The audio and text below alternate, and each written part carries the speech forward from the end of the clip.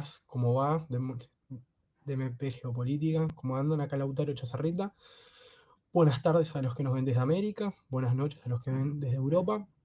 Hoy acá acompañando como siempre al programa, en el programa de Adrián. ¿Cómo andas, Adrián?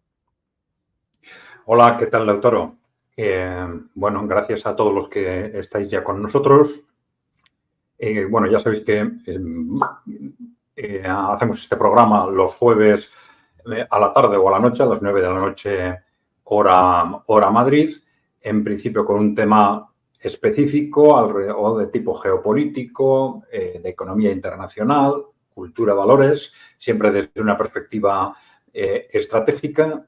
Y también os suelo decir que la mejor forma de ayudarnos, pues ya sabéis que es suscribiros al canal, los que no lo hayáis hecho hasta ahora, ¿no? Desde EKAI Group siempre repetimos o intentamos dejar claro que en nuestras exposiciones no somos agentes políticos, somos analistas y por lo tanto intentamos transmitir seguridad en lo que hemos analizado y sacado conclusiones claras y transmitir dudas cuando para nosotros todavía, por lo menos, el tema es dudoso o si hay algo que no conocemos, pues decirlo claramente. También sabéis que hacemos programas específicos, vídeos específicos sobre preguntas y respuestas, o sea que, por favor, dejarnos preguntas, comentarios, propuestas en el canal e intentaremos irlas respondiendo en estos programas. Bueno, hoy, como siempre, vamos a contar con la ayuda de Lautaro y cuando quieras empezamos, Lautaro. Bien. Bueno, el tema hoy es el papel de China. Bueno, ¿de qué estamos hablando cuando decimos el papel de China? ¿No? ¿El papel de China con respecto a qué? ¿No? Bueno, nos referimos al papel de China en el contexto actual. Fundamentalmente estamos, ya sabéis, en un contexto muy especial, en una auténtica encrucijada histórica en el mundo desde distintos puntos de vista. Desde el punto de vista cultural, desde el punto de vista económico y desde el punto de vista geopolítico. Bueno, en esa encrucijada, por supuesto, el tema geopolítico quizás es lo de más actualidad, pero en esa encrucijada en conjunto, ¿cuál es el papel de China? Bueno, pues vamos a avanzar con ello. En principio, como punto de partida, vamos a repetir algunos conceptos que igual los que ya habéis visto en nuestros vídeos anteriores ya conocéis, pero que seguramente son necesarios para situarnos, sobre todo a los que no habéis visto los vídeos anteriores, ¿no? Bueno, en principio es claro que China tiene un peso creciente en el mundo y que está camino de convertirse en la primera potencia según incluso cómo se mida el potencial económico de cada país, es ya la primera potencia.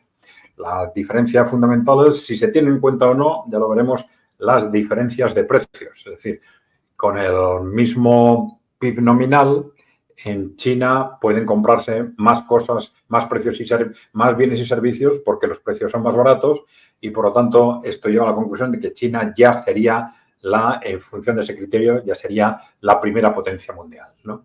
Bien, esto es importante cada vez que hablamos de China porque con frecuencia surgen comentarios de personas que se ponen un poco a la defensiva porque hay aspectos, digamos, de China o de la civilización china, de la sociedad china, de la política china, que no les gustan. Y entonces esto les lleva a veces a un rechazo de inicio, ¿no? Y esto no es bueno. No es bueno porque nos impide a veces analizar con objetividad hechos distintos, ¿no? Porque no se trata sobre todo de hacer una valoración global positiva o negativa de China, ¿no? Yo creo que el objetivo fundamental que nos debemos plantear desde el conjunto de Occidente es el de aprender.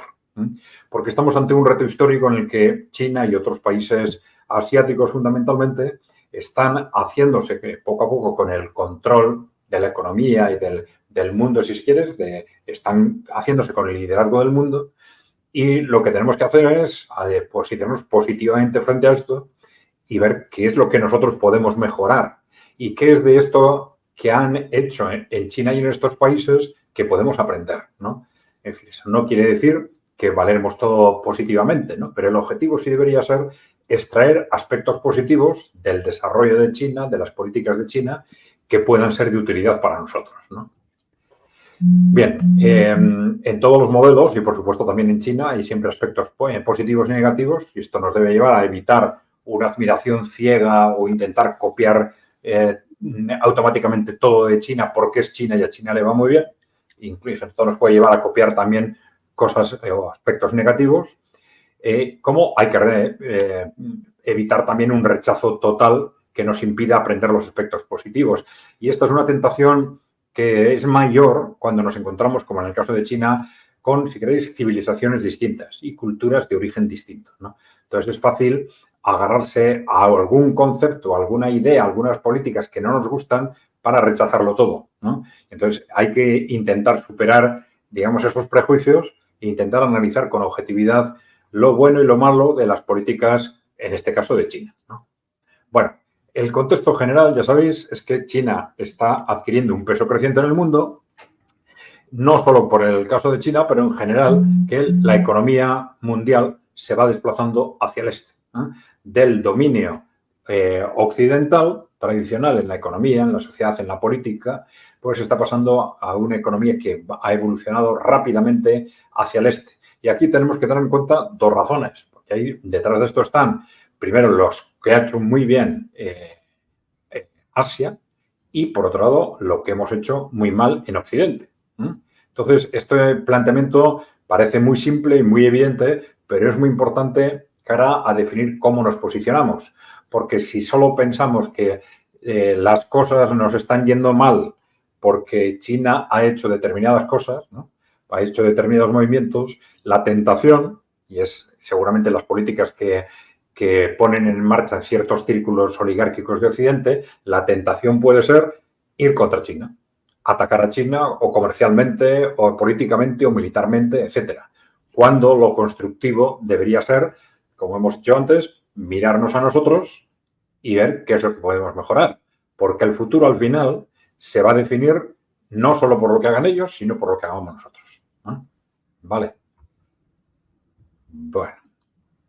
Bueno, como consecuencia de ese peso creciente de los países emergentes, aquí tenéis una distribución de la producción en concreto del año 2019. No se trata de toda la producción, sino de los incrementos de producción en el mundo del año 2019. Bueno, es antes del COVID. A partir del 2020 son años muy irregulares que difícilmente nos pueden servir de referencia, pero el 2019 es quizás el año más cercano, con una cierta capacidad de referencia, y ahí tenéis dónde se produjo el crecimiento durante ese año. En rojo tenéis el de China, en azul debajo el de Estados Unidos, en medio arriba el de India, en medio debajo la eurozona. Esto ya es una idea de hacia dónde se está desplazando el crecimiento, y además a una velocidad de vértigo. Los nuevos crecimientos, el nuevo crecimiento de la humanidad se está produciendo en Asia y fundamentalmente en China y en India también, pero en China con mucha diferencia, ¿no? Aquí tenéis algo parecido con respecto a la aportación al crecimiento global de los países asiáticos. Veis cómo es fundamentalmente China, ¿no? Un 70% del crecimiento global se produce en Asia y de esto la parte fundamental es China, ¿no? Bien. Detrás de esto, es muy importante, no es solo, como a veces se ha dicho y todavía algunos parecen argumentar en Occidente, pues que los chinos son muchos y que trabajan muchas horas. No. Hay detrás una serie de políticas y una serie de mecanismos económicos que explican todo esto, muy distintos, digamos, de la cantidad. Por ejemplo, la inversión. La inversión es un síntoma muy claro del dinamismo de una economía. El esfuerzo que se hace por invertir, el esfuerzo que se hace por crecer, por desarrollar la economía, es mucho mayor, constantemente creciente ha sido durante las últimas décadas en China, como veis en esta diapositiva, y ha ido tendencialmente, progresivamente a la baja en Europa y en Estados Unidos. Bien. Bueno, esto también para reflejar un concepto que ya hemos explicado en otros casos, que ese crecimiento de China y ese desarrollo de China no es solo cuantitativo, no es solo de producción, es cada vez más cualitativo, y que el esfuerzo, en particular el esfuerzo tecnológico de China, ya hace tiempo que ha superado al nuestro. Ahí tenéis un cuadro con el número de patentes registradas y cómo China, con mucha diferencia, ha superado a los países del ámbito occidental que eran los más activos en el registro de patentes, como Estados Unidos y Japón, ¿no? Bien, también en I+D, en investigación y desarrollo, es una de las referencias clave en los esfuerzos de innovación de los países. Vemos cómo, ahí tenéis en las dos líneas inferiores, cómo ya hace más de 10 años, desde el 2012, China, la media de China ya superó a la media de Europa. Y hay que tener en cuenta que en China todavía hay cientos de millones de personas que están en situación de pobreza. Así todo, el esfuerzo que en conjunto están realizando de investigación ya es desde hace 12 años superior a la media europea. En Europa está, como veis en esta línea, estancado y China sigue creciendo en el esfuerzo que realiza en I+D sobre PIB, medido sobre la producción, ¿no? Aquí tenéis algo similar, como en la línea, veis en la línea azul, como ese esfuerzo en I+D de China, pues ha ido superando al resto del mundo, a la media europea, etcétera, progresivamente. Bien. Y ya decíamos también que dentro de los avances tecnológicos de los últimos años, todo lo que es el contexto de la cuarta revolución industrial, un ámbito que está perfectamente medido es el de los robots industriales, ¿no? Y aquí tenéis cómo los esfuerzos de instalación de robots industriales se están realizando, los grandes saltos se están dando, bueno, fundamentalmente en países como China, algunos otros de Asia también, ¿no? Pero esto nos lleva a un salto de robots industriales, es decir, robots que ya están trabajando en la industria, que como veis en la columna azul, que es la que representa el salto de Asia, esto se está disparando hacia arriba, fundamentalmente en Asia, con una diferencia enorme y creciente sobre Europa, que está reflejado en la columna roja, y Américas, las dos Américas, o toda América, que está reflejado en la columna gris. Bien. Esto, bueno, aquí veis con la comparación por países, ya esto es en números, son las nuevas instalaciones de robots industriales en el año 2022. Pues aquí tenéis, las diferencias son enormes, ¿no? Nos dice China es el primer país con 290.000 nuevos robots industriales, que hay una diferencia impresionante sobre el siguiente país, que es Japón, después Estados Unidos, etcétera, ¿no? Es decir, esto nos dice dónde está ya la capacidad industrial tecnológicamente avanzada en el conjunto del mundo, ¿no? Bueno. Esto tiene ramificaciones muy importantes, evidentemente. Una de ellas es la carrera espacial, que en los últimos años y de forma muy rápida China se ha ya adelantado a Estados Unidos. Las exploraciones que se están haciendo en la Luna son una evidencia clara de que China ha adelantado ya a Estados Unidos en la carrera espacial, ¿no? Bien. Bueno, China, con todo esto, decimos aquí, hacia convertirse en la primera potencia económica mundial, si no lo es ya. Ya hemos dicho que depende cómo se mida. Según cómo se mida, es ya la primera potencia mundial. Bueno, aquí tenéis en la línea amarilla el incremento del peso de China sobre la economía mundial. No nos vamos a detener mucho. Aquí tenéis en la línea roja, frente a la línea azul de superior, que es el peso de la economía en la economía mundial, del peso de la economía de Estados Unidos, y cómo, de hecho, medido, teniendo en cuenta las diferencias de precios, China ya ha superado a Estados Unidos, ¿eh? Y es entonces, en ese sentido, la primera economía mundial. Bueno, pero este carácter de primera economía mundial, si lo llevamos al ámbito de la producción industrial, bueno, las diferencias ya son clarísimas, ¿no? Lo tenéis reflejado en este cuadro, ¿no? En el primer círculo se recoge la producción industrial, el conjunto de la producción industrial del mundo representada en un círculo y qué parte de esa producción industrial representa cada país. Y ahí tenéis lo que representa China con respecto a lo que representa el siguiente país, Estados Unidos, ¿no? Una diferencia impresionante, ¿no? Y el valor añadido industrial en el círculo de la derecha tenéis también en azul China y en, digamos, yo lo estoy viendo en color naranja aproximadamente Estados Unidos. O sea que ya veis que las diferencias son mucho mayores en lo que es producción industrial que lo que es el conjunto de la producción, ¿no? Bueno, esto también son dos cuadros donde reflejan en la evolución del peso de las manufacturas, de la producción industrial en el ámbito de manufacturas en China, como China ha superado al resto de los países con una trayectoria impresionante. Y en el segundo gráfico, creo que es la comparación entre Estados Unidos, creo que es. No, al contrario, no, perdón. Es los 10 primeros países, los restantes 10 primeros países en producción industrial, en producción manufacturera, como China los ha conseguido igualarlos en el total de la producción. Bien.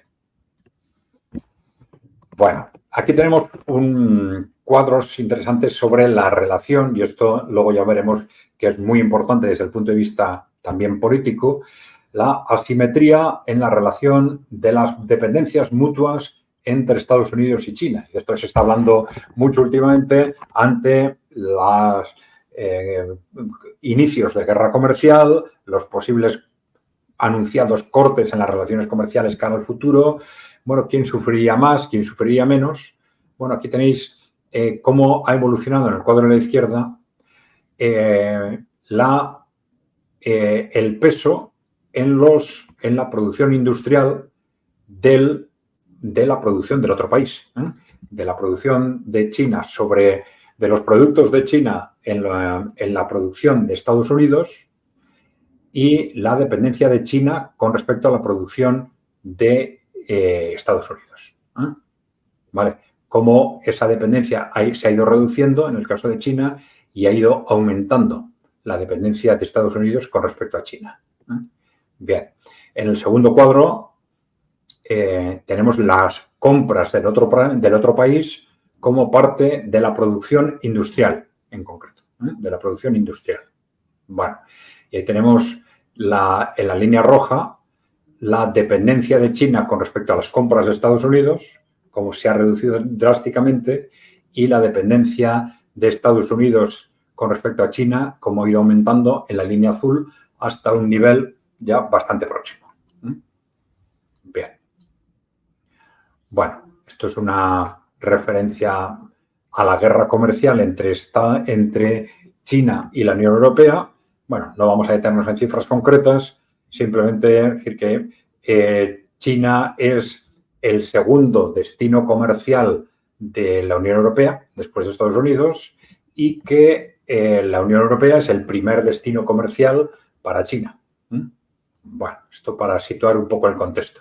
Pero la potencia económica de China se ha desplegado también hacia el exterior, ¿no? Ya conocéis el proyecto de Nueva Ruta de la Seda, que es un proyecto de comunicaciones que tenía en principio la idea de abarcar Eurasia, luego se ha extendido también hacia África, ¿no? A través de comunicaciones de distinto tipo, comunicaciones por vía de tecnologías de información y comunicación, carreteras, trenes, etcétera, ¿no? También por vía marítima. Bueno, este era el diseño inicial de la Nueva Ruta de la Seda, que se empezó a extender fundamentalmente en Asia y ahora se están más bien definiendo de esta forma, ¿no? ¿Por qué? Fundamentalmente como consecuencia del choque geopolítico del año 2022, vemos que las distintas líneas de comunicación aquí aparecen cortadas sin entrar en Europa. Si entra en Europa o en Europa occidental por lo menos, ¿no? Y ahí tenemos la gran duda de si Europa va a quedar o no desconectada de esa oportunidad de confluencia del conjunto de Eurasia, o va a ser capaz de superar el actual contexto geopolítico para evitar quedar aislada con respecto a Eurasia, ¿no? Claro, quedar aislada con respecto a Eurasia tiene el aspecto positivo para el mundo atlántico de contar con Europa como parte del mismo, ¿no? Entonces, es evidente que todos esos cortes geopolíticos, económicos, sanciones, guerras comerciales, etcétera, que se están poniendo en marcha, tienen mucha relación con esto.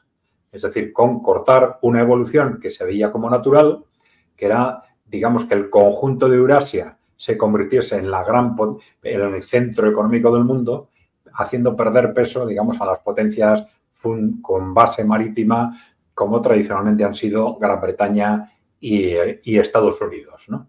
Bueno, pues esa tendencia natural, ahí ya tenéis claramente cómo se está rompiendo, ¿eh? Se está rompiendo al menos temporalmente. Sí, dime, autor. Adrián, yo estoy acá viendo la ruta marítima del nuevo canal de acá, de la ruta de la seda, y veo cómo va entrando por el canal de Bab el Mandeb, se va entrando al mar Mediterráneo hasta llegar al mar Adriático en Italia. Que me hace pensar capaz que podríamos analizar capaz en algún momento la política de Meloni y cómo está tomando en Italia, porque sí tiene un vínculo directo con China, porque como bien vos remarcás, no llega a penetrar en Europa Occidental la nueva ruta. Puede ser un camino interesante o no. Sí, siempre teniendo en cuenta ese especial contexto geopolítico de Europa Occidental, porque hay países, y Italia es uno de ellos, que ha adoptado posiciones variables, es decir, países que habían empezado a moverse acercándose a esos grandes proyectos euroasiáticos, han empezado a dar marcha atrás precisamente en base a estas presiones geopolíticas que están recibiendo para cortar esas relaciones, ¿no? Con lo cual, de alguna forma, hay una especie de sombra de duda sobre todas esas conexiones de Europa Occidental con el bloque euroasiático. Ya digo, al menos de forma temporal, mientras duren esas tensiones del choque geopolítico, ¿no? De hecho, no es casualidad que cuando Xi Jinping viene a Europa, va a París a reunirse por razones geopolíticas, fundamentalmente con Emmanuel Macron y con Ursula von der Leyen, en aquella especie de encerrona que intentaron hacerle en París, a la cual Scholz se negó a asistir, pero luego decidió China, por propia iniciativa, visitar 2 países en Europa, 2 países fuera del ámbito de Europa Occidental, Hungría y Serbia, ¿no? 2 países claramente orientados geopolíticamente hacia la órbita de los países emergentes, Rusia, China, etcétera, ¿no? Que fue un gesto, digamos, muy clarificador y también muy duro para Occidente, ¿no? Es decir, bueno, voy a Europa y los 2 únicos países que voy a visitar son los que están enfrentados a vuestras políticas, ¿eh? Entonces, bueno, fue un gesto muy revelador también. Gracias, Daniel. Bueno, toda esta evolución, el peso creciente de la economía china, sus relaciones externas y tal, pues están cambiando el contexto mundial, ¿no? El contexto económico mundial. En principio, aquí tenéis un cuadro con el peso de las de las importaciones en cada país que tienen China y que tienen Estados Unidos. Arriba tenéis cuál era la situación en el año 2000, en azul, los países que importaban más de Estados Unidos que de China y cuál es la situación en el año 2020. ¿Hasta qué punto ese cambio progresivo está cambiando ya el conjunto de la economía mundial, de las influencias económicas de uno y otro bloque? Bien. En este sentido, por ejemplo, esto es una referencia interesante, China ya exporta más al sudeste asiático que a Estados Unidos. Entonces, China ha ido dentro de una dependencia muy alta que tiene su economía de las exportaciones, pero ha ido sustituyendo progresivamente, no sustituyendo, sino incrementando relativamente el peso de sus exportaciones a otros ámbitos como son el sudeste asiático.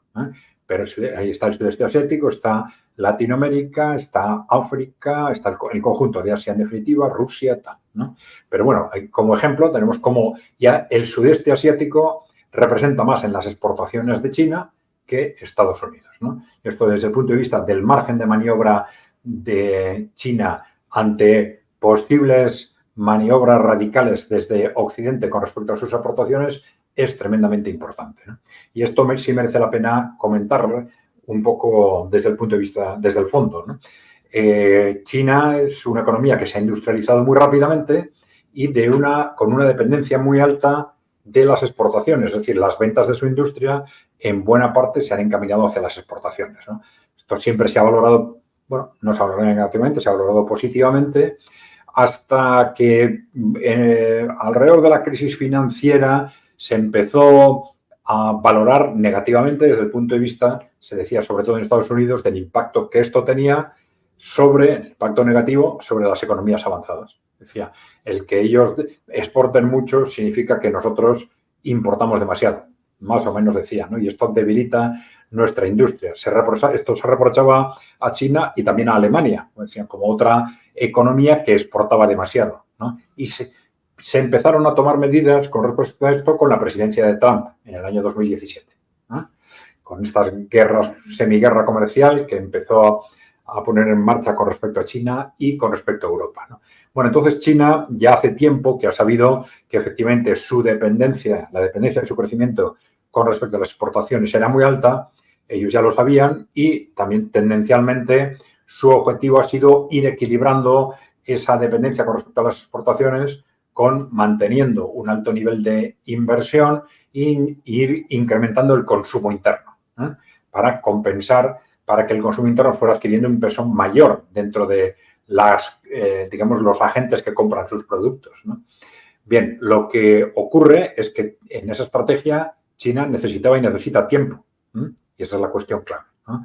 Ese es el gran reto de China. Frente a esos primeros ataques comerciales y los ataques geopolíticos que están viniendo ahora, que van a intentar utilizar el arma de las exportaciones para hacer daño a China y forzar a China a cambiar su posición geopolítica, bueno, está esa apuesta de China por ir incrementando el consumo interno y en qué medida va a disponer de tiempo o no para hacer frente a ese reto.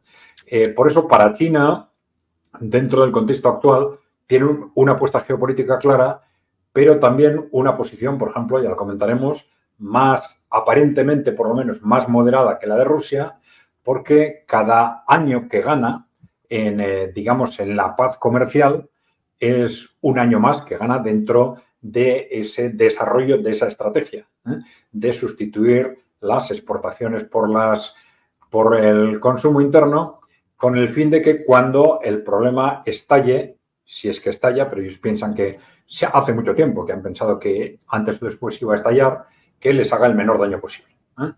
Bueno, vamos allá. Bueno, como consecuencia de todo esto, lógicamente, China ha ido adquiriendo también un creciente peso geopolítico, ¿no? Bueno, esto podemos explicarlo para entender qué es lo que ha sucedido con respecto al posicionamiento geopolítico de China, ¿no? Bueno, hay que tener en cuenta, y de esto se habla poco, que las multinacionales, sobre todo las multinacionales occidentales norteamericanas, tuvieron una gran influencia en el despegue económico de China.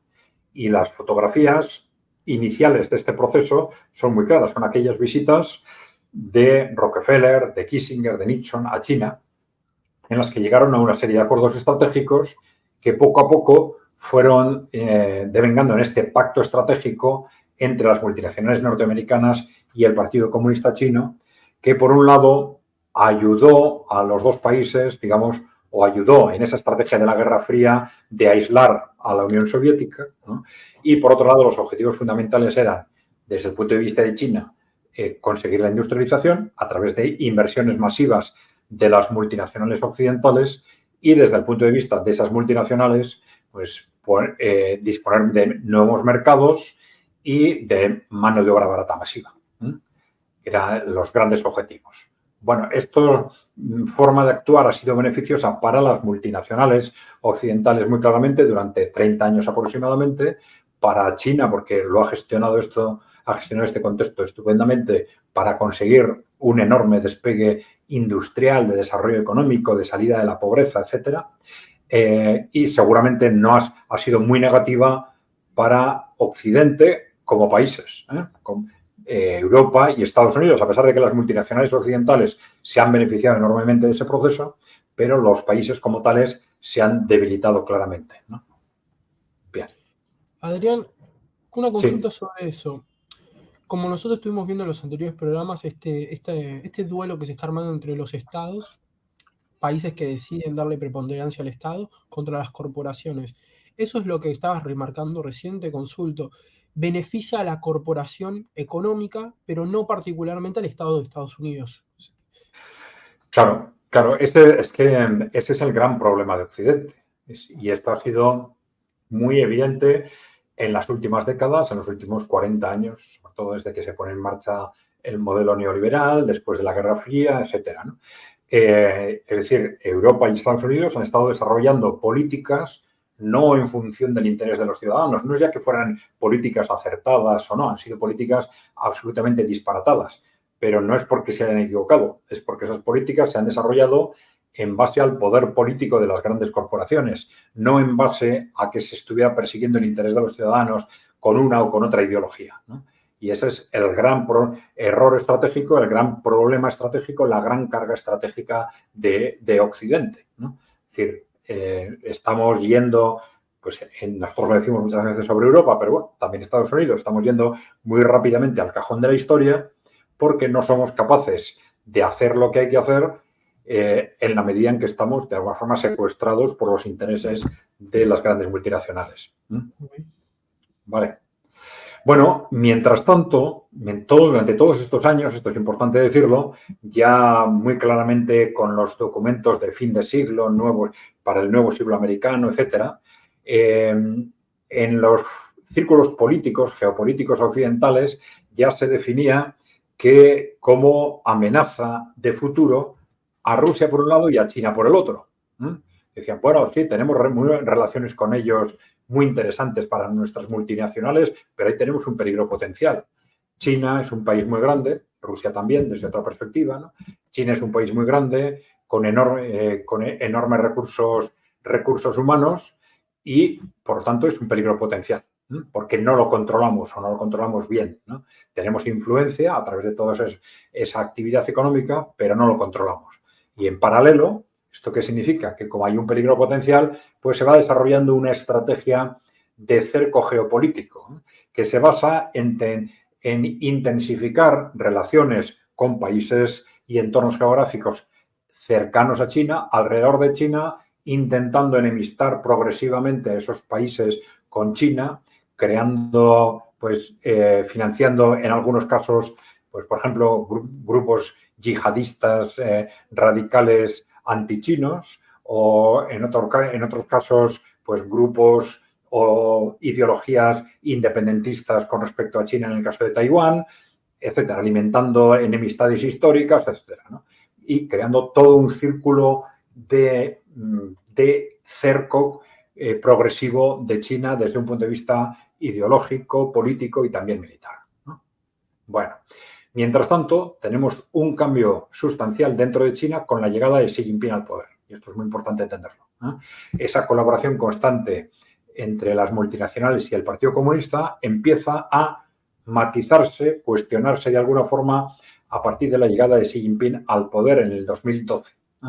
Por desde entonces se desarrollan una serie de políticas contra la corrupción que son a la vez y progresivamente instrumentos para apartar a las grandes corporaciones, a las chinas y a las multinacionales, a las de otros países, apartarlas de los círculos de poder y restringir su peso, su influencia dentro de China, ¿no?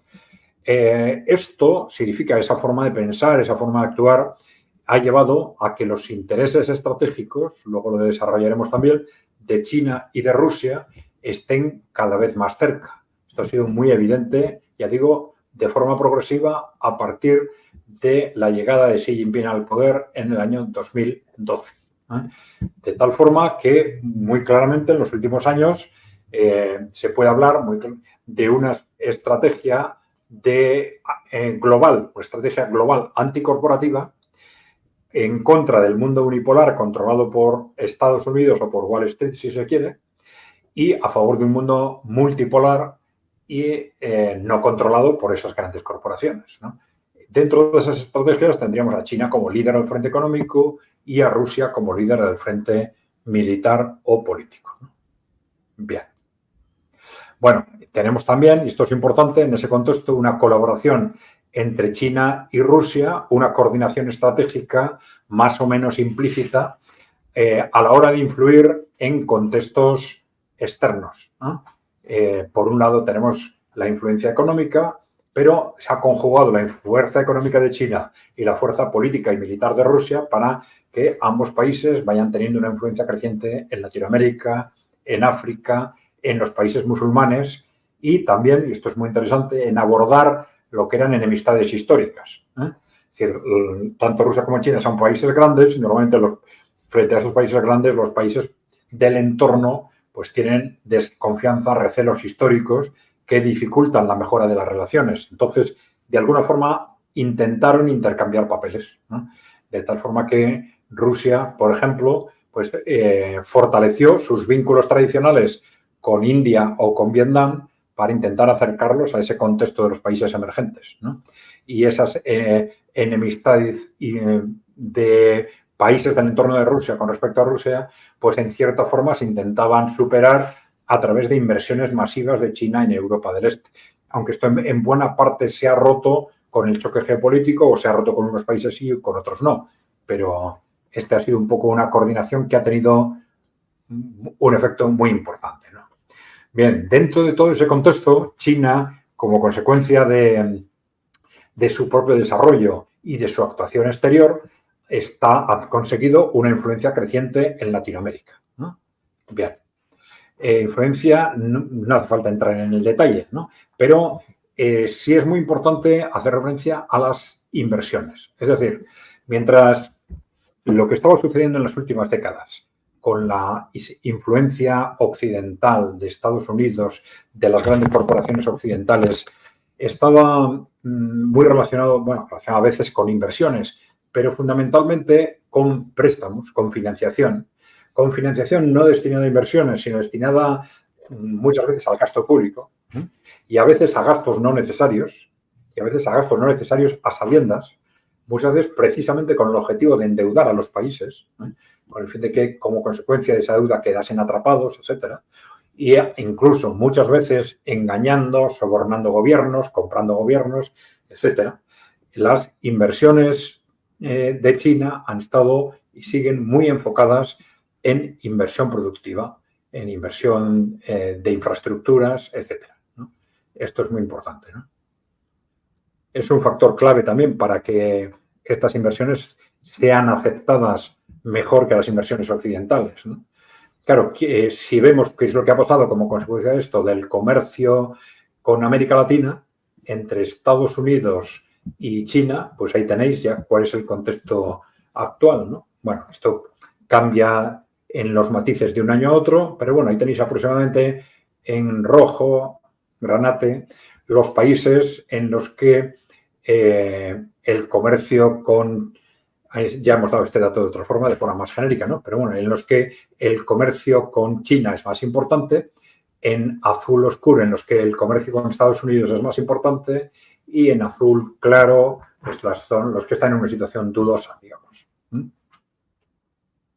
Bueno, estos datos son claves porque hay que tener en cuenta que la influencia económica implica en la práctica, de una forma u otra, influencia social e influencia política, ¿no?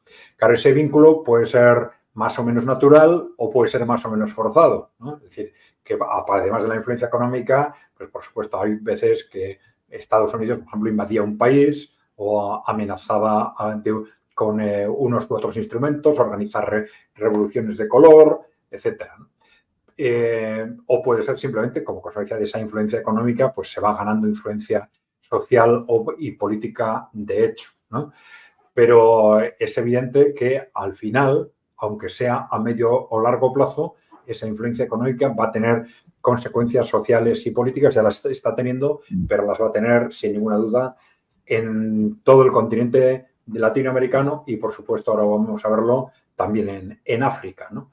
Aquí tenéis datos sobre la inversión china en África, ¿no? A ver en qué espacio se ubica, ¿no? Transporte, energía, minería, comunicaciones, industria, ¿no? Es decir, algo muy distinto de estas inversiones del Fondo Monetario Internacional que se destinan a los gobiernos muchas veces sin que la finalidad esté realmente clara o justificada, pero los gobiernos quedan entrampados. Como contraprestación se les exigen determinadas, que pongan en marcha determinadas políticas de interés para el FMI o para las multinacionales o para, digamos, el conjunto del entorno neoliberal.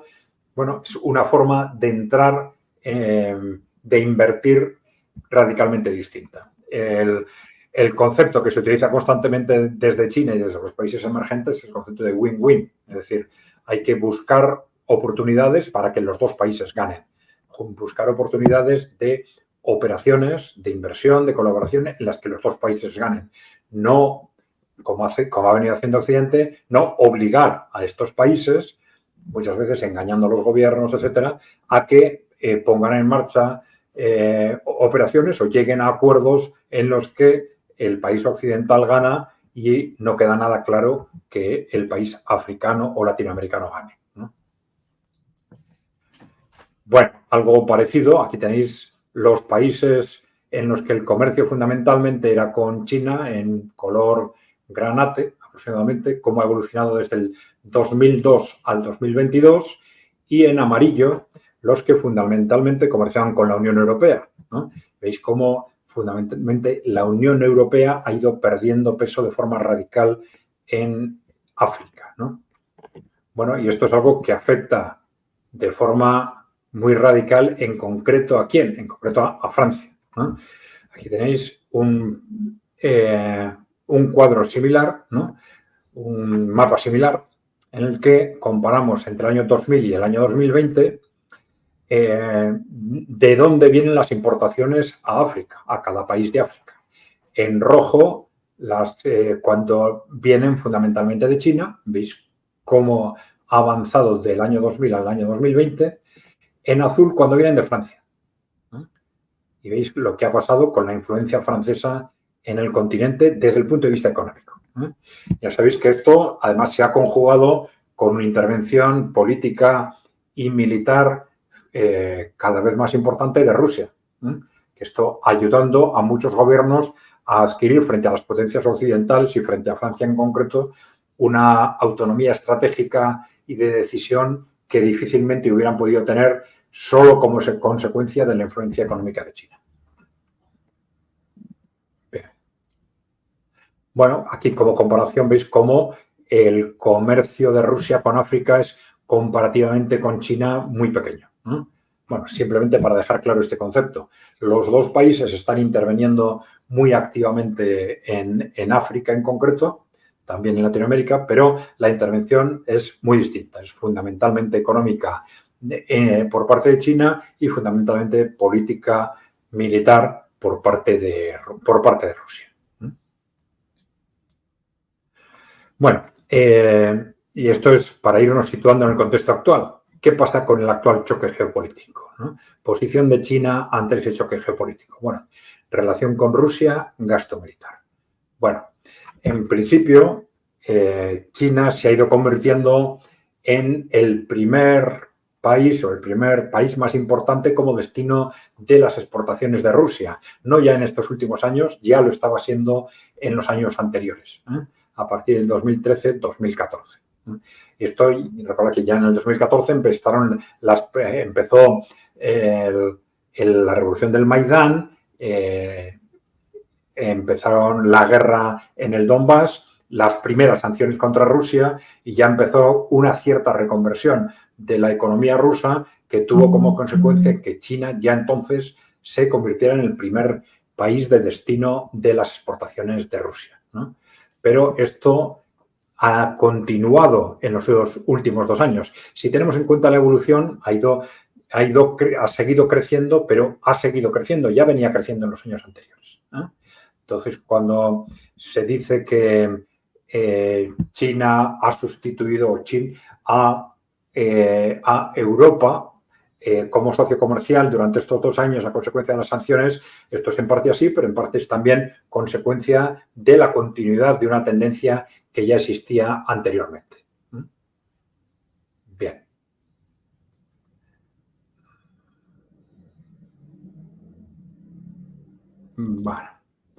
Bueno, muy importante, la evolución del gasto militar de China.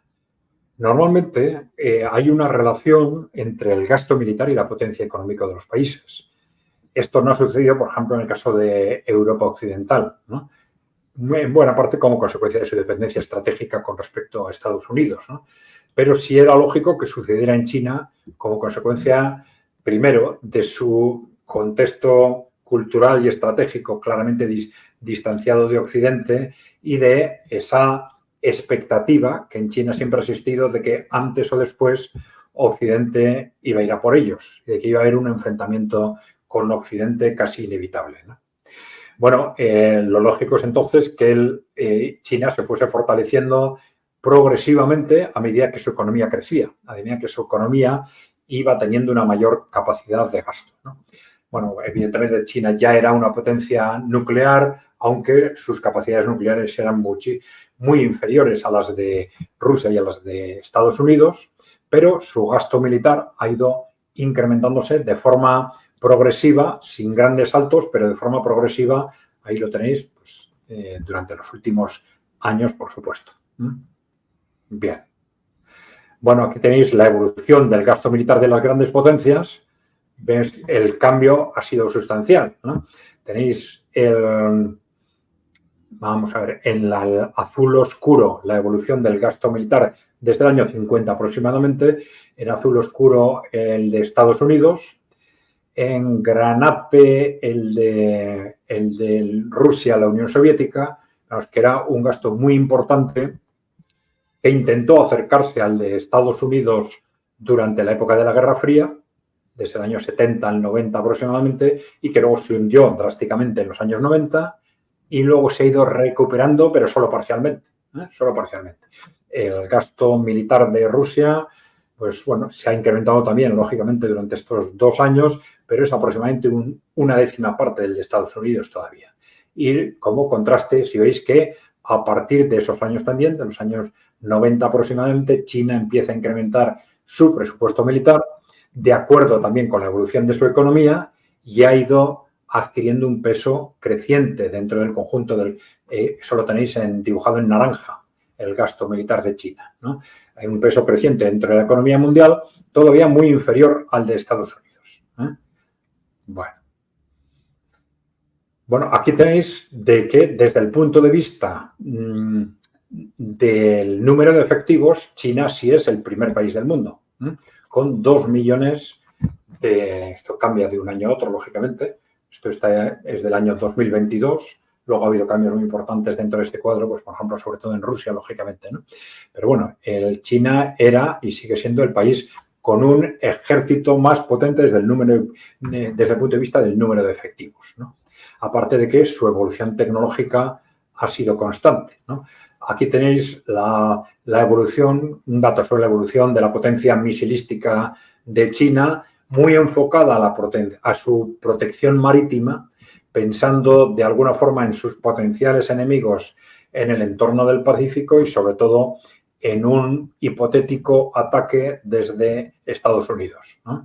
Aquí hablan de los 3 anillos misilísticos constituidos en el Pacífico en función de distintas distancias sobre la costa, a partir de la costa de China en el Pacífico. Bueno, vamos a ver. ¿Qué podemos decir sobre la situación actual desde el punto de vista de los retos militares, Taiwán, etcétera, ¿no?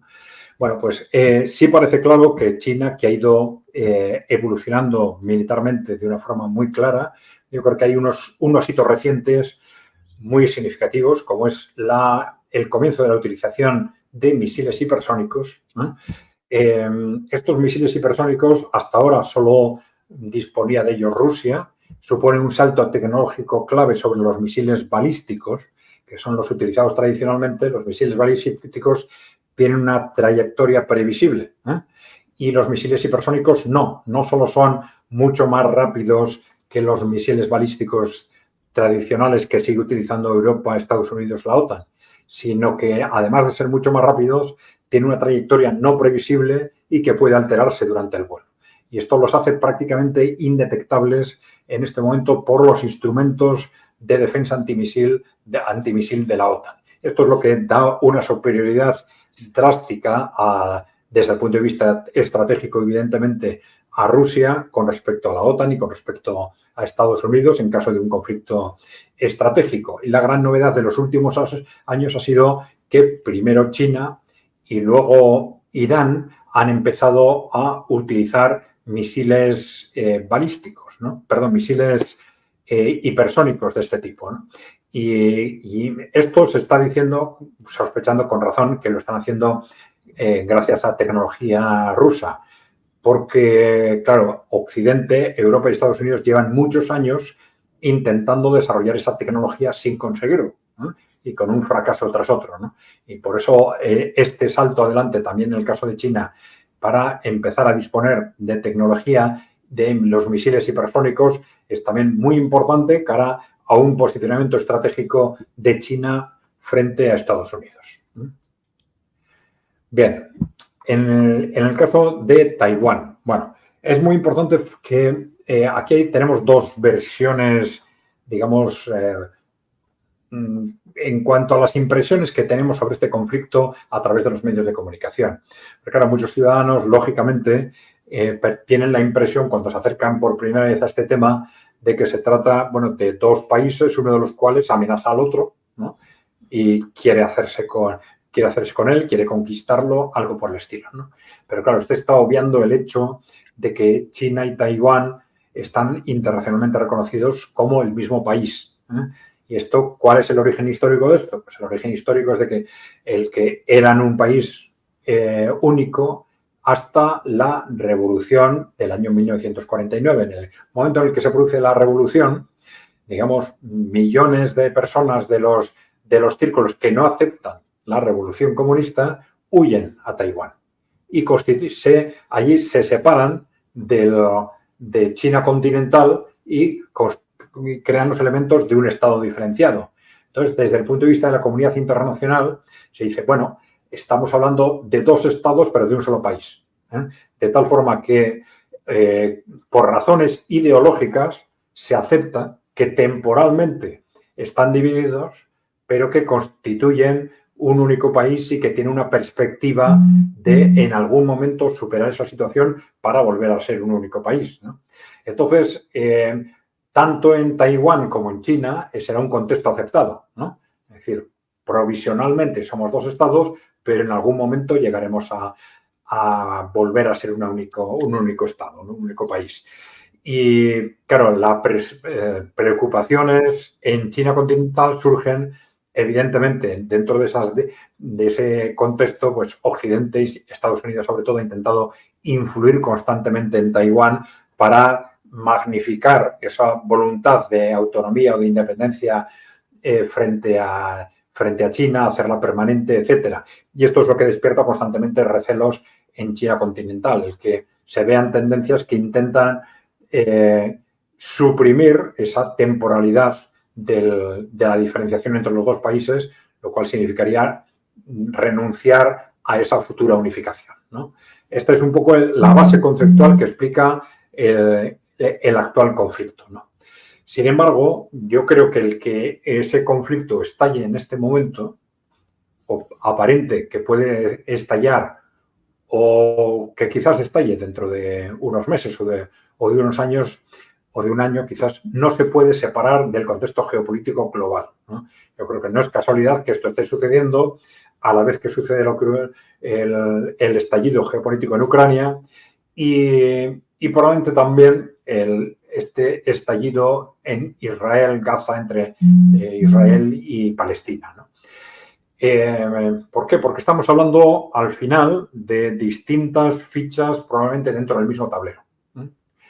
Yo creo que está muy claro que esto no es casualidad y que si de una forma u otra al final acaba estallando ese conflicto en Taiwán, pues muy probablemente las decisiones no se van a tomar en base a lo que Taiwán espere de China o China espere de Taiwán, sino se van a tomar en China y en Estados Unidos en base a ese contexto geopolítico. Así, dentro de ese choque geopolítico entre los países emergentes y Occidente, si a uno u otro les interesa abrir un nuevo frente o no les interesa.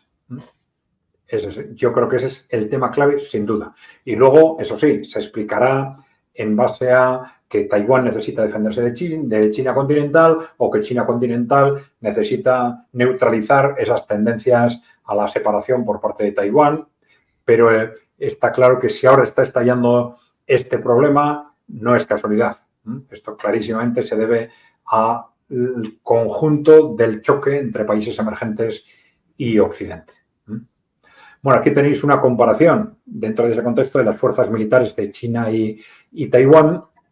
Es evidente que la fortaleza militar de China es muy superior, pero esto no quiere decir que un potencial conflicto en una posible invasión de Taiwán fuese en absoluto fácil. Es decir,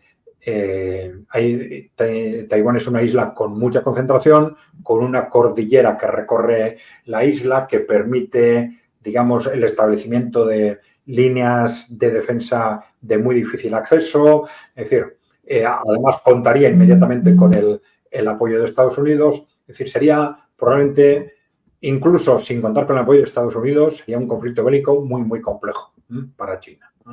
O sea que hay que contar con eso, aunque con independencia de que, evidentemente, hay que suponer que China, de todas formas, tiene potencial sobrado para vencer en un conflicto de ese tipo.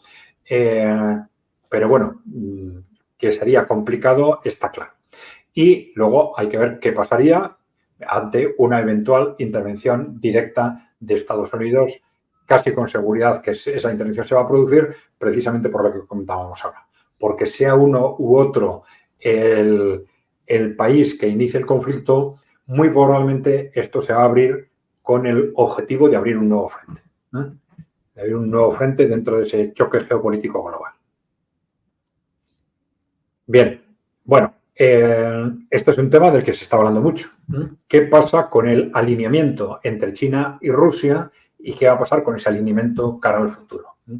No estoy seguro de si en algún otro vídeo de MP Geopolítica hemos explicado este tema, pero no viene mal recordarlo, ¿no? Bueno, nosotros solemos decir que este alineamiento es férreo.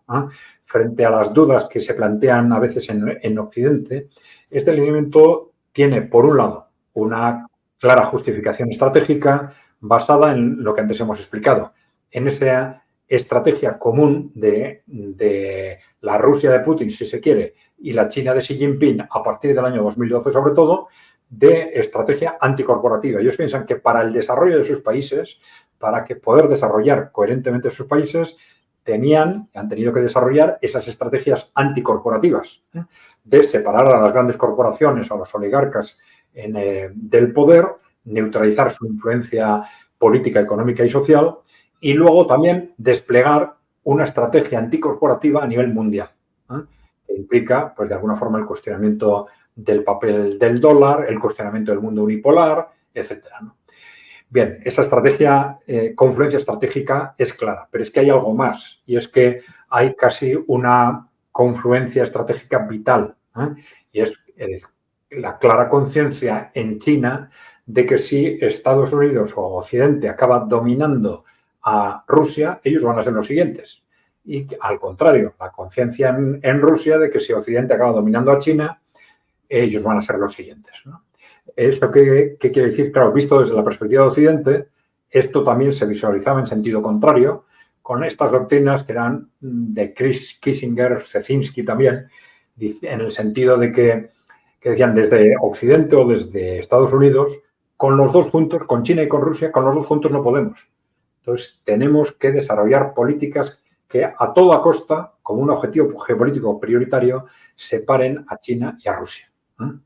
Entonces, bueno, la cuestión es si dentro de ese juego de separar a China y Rusia, digamos que durante unos años esto se ha visto claro, más o menos, aparentemente, ¿no?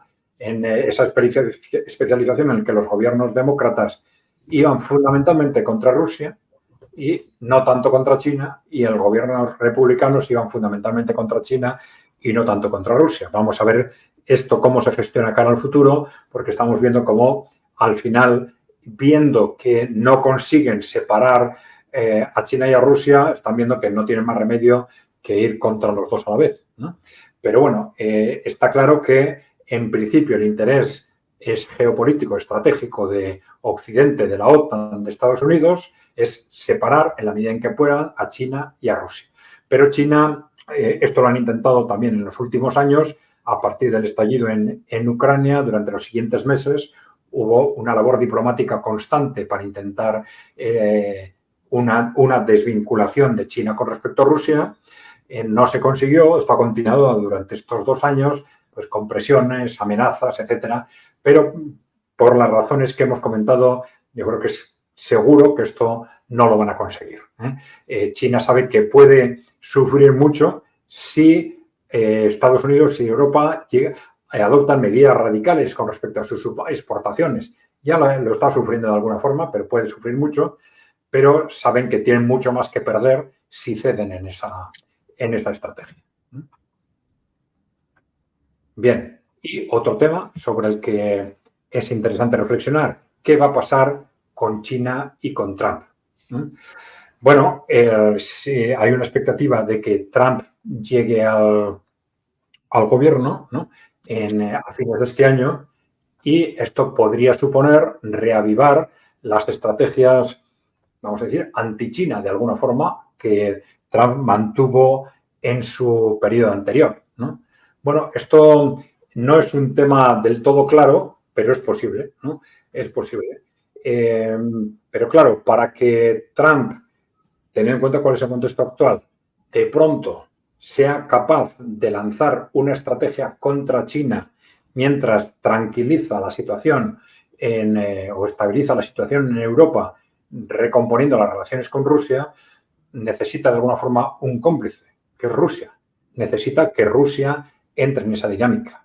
¿Por qué? En buena medida, independientemente de lo que el propio Donald Trump piense o no piense, que no suele ser tampoco lo más importante en estos contextos, los grupos que le apoyan difícilmente van a aceptar una estabilización en Europa, difícilmente van a aceptar esa estabilización si no hay un claro pacto con Rusia en el que Rusia acepta situarse en ese contexto de abrir la puerta con respecto a China, ¿no? Y por las razones que hemos comentado antes, esto es casi imposible, ¿no? Por las mismas razones que China ahora no va a aceptar entrar en esa trampa, Rusia no va a aceptar entrar en esa trampa con un gobierno de Trump. Con lo cual, seguramente van a terminar de una forma u otra encontrándose con el mismo frente, con tener que hacer frente a la vez, otra vez, a China y a Rusia y por lo tanto, en un contexto, en ese sentido, similar al que se están encontrando ahora los demócratas en el gobierno. Bien. Y una última pregunta que se suele comentar, ¿no?, para un pequeño comentario a este respecto. Que esto se comenta a veces, algunos esperanzados y otros con miedo. Bueno, pues ¿qué pasa? ¿Que China va a dominar el mundo? Bueno, pues yo creo que esto hay que analizarlo teniendo en cuenta lo que hemos comentado al principio. Una cosa es el potencial que China por sí mismo está demostrando para ser capaz de desarrollar su economía por encima de otros países y, por lo tanto, ir cogiendo un peso creciente. Pero aquí lo importante no es lo que hace China. Lo importante es lo que hacemos nosotros, ¿no? Es decir, en qué medida somos capaces de decir, mira, pues China, a pesar de que lo hace muy bien, no le vamos a impedir que lo haga muy bien. Que eso sería, la posición negativista, ¿no? No le vamos a impedir que lo haga muy bien. Lo que se trata es de que nosotros hagamos mejor las cosas, ¿no?, de lo que hacemos ahora. Si nosotros somos capaces de mejorar estas desastrosas políticas que estamos desarrollando durante los últimos 30, 40 años y empezamos a hacer las cosas mejor, pues bueno, a China le va a costar más dominar el mundo, lógicamente, ¿no? Esa sería una forma sana de abordar este tema, ¿no? Intentar mejorar nosotros lo que es forma de actuar en Europa, en Latinoamérica, en Estados Unidos, ¿no? Bueno, yo creo que eso es el gran reto que tenemos que plantearnos, mirarnos a nosotros mismos, mirar a nuestras sociedades, a nuestros sistemas económicos, a nuestras clases políticas y cambiar las cosas de forma muy rápida y urgente. Bien, pues esto era. Lautaro, por mi parte, pues sin más, hemos terminado. Dejar, por favor, vuestras preguntas o comentarios en el canal. Intentaremos irlo respondiendo, como sabéis, en base a estos vídeos de preguntas y respuestas. Y ya sabéis que estáis con nosotros. Podéis estar con nosotros los jueves a la tarde o a la noche, a las 9 de la noche, hora Madrid. Pues sin más, Lautaro, por mi parte, gracias a todos los que nos habéis escuchado. Gracias también a ti, Lautaro. Como siempre, un gusto, Adrián, escuchar estas exposiciones de tal nivel. Como dijo Adrián recién, por favor recuerden que nos ayuden mucho con su like, compartiendo, difundiendo, en contra de la censura en temas tan importantes. Y suscribiéndose al canal. Suscribiéndose al canal también. Por mi parte, perfecto. Un saludo enorme a todos. Saludos, Adrián. Muy bien, un saludo.